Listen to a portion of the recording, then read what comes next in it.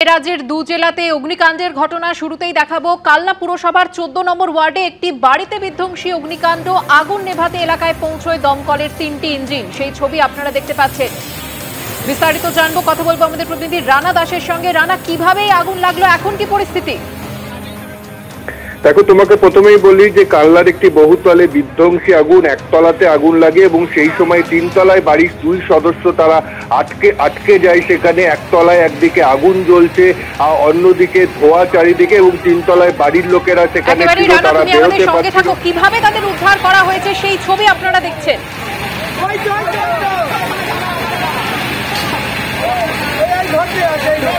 কিভাবে বাড়ির একাংশ ভেঙে বাড়ির মধ্যে আটকে পড়েন যারা, তাদেরকে বের করা হয় সেই ছবি আপনারা দেখছেন এই মুহূর্তে।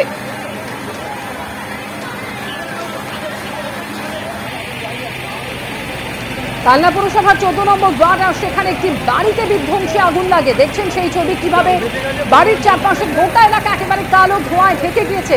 আগুন নেভাতে ইতিমধ্যে এলাকায় দমকলে 3টি ইঞ্জিন পৌঁছে যায়। আগুনের জেরে বাড়ির মধ্যে আটকে পড়েন পরিবারের লোকজন। রানা দাস প্রতিনিধি রয়েছেন টেলিফোন লাইনে। রানা, প্রত্যেককে উদ্ধার করা কি সম্ভব হয়েছে যারা বাড়ির মধ্যে ছিলেন?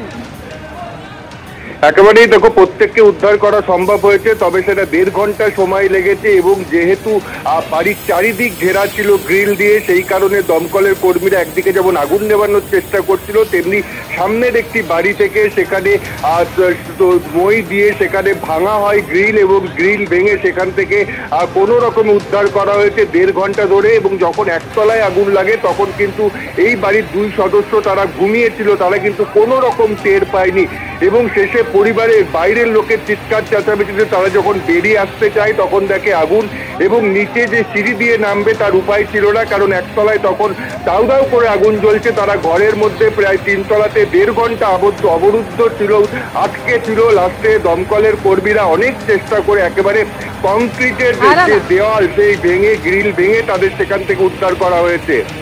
ধন্যবাদ রানা।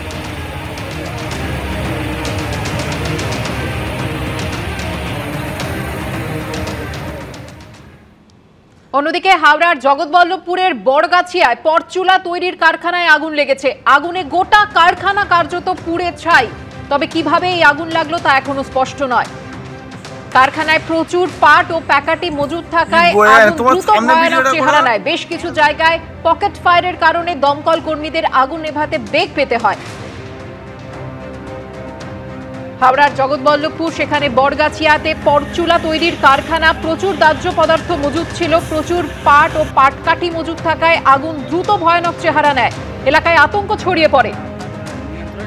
আর এই অগ্নিকাণ্ডের জেরে গোটা কারখানা কার্যত পুড়ে ছাই হয়ে গিয়েছে। তবে কিভাবে আগুন লাগলো তা এখনো স্পষ্ট নয়।